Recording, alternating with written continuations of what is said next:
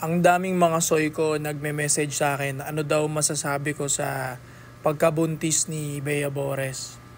Alam niyo dumaan sa newsfeed ko yan pero hindi ko gets ba't kailangan pa ibalita yan eh. Normal lang naman sa babae yun, di ba?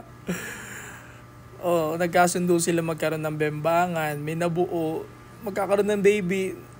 Normal yun.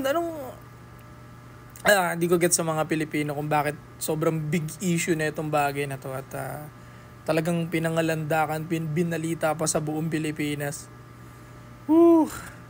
Ibig sabihin mga Pilipino talaga, wala na talaga magawa sa buhay talaga, karamihan.